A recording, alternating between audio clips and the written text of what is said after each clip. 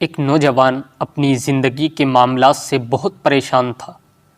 طرح طرح کی تکلیفیں تھیں، مصیبتیں تھیں، دکھ تھے، پریشانیاں تھیں۔ ایک دن اس نوجوان کی ایک درویش سے ملاقات ہو گئی تو اس نوجوان نے اپنا سارا حال اس درویش سے کہہ سنایا۔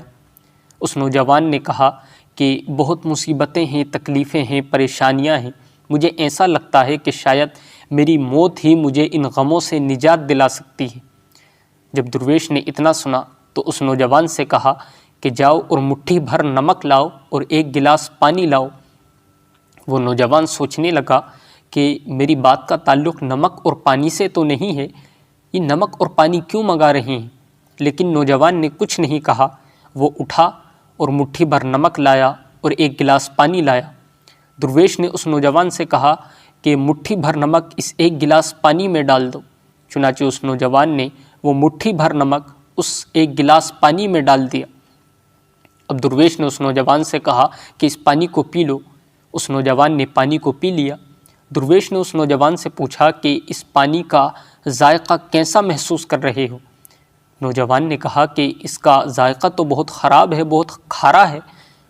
چنانچہ وہ درویش مسکرایا اور اس نوجوان سے اس درویش نے کہا کہ مٹھی بھر نمک لو اور میرے ساتھ اس سامنے والی جھیل تک چلو۔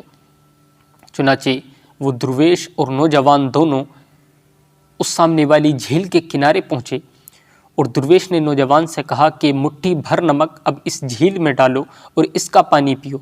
چنانچہ نوجوان نے ایسا ہی کیا۔ وہ مٹھی بھر نمک اس جھیل میں ڈالا اور اس کا پانی پیا۔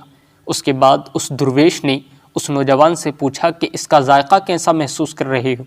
تو نوجوان نے کہا کہ اس کا ذائقہ تو بہت اچھا ہے، بہت میٹھا ہے۔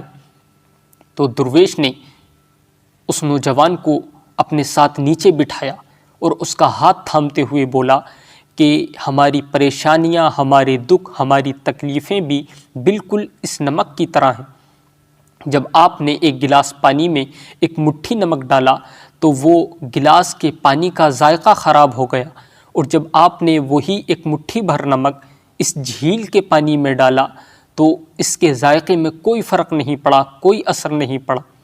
اسی طرح انسان بھی اپنے اپنے ظرف کے مطابق تکلیفوں اور دکھوں کا ذائقہ محسوس کرتے ہیں۔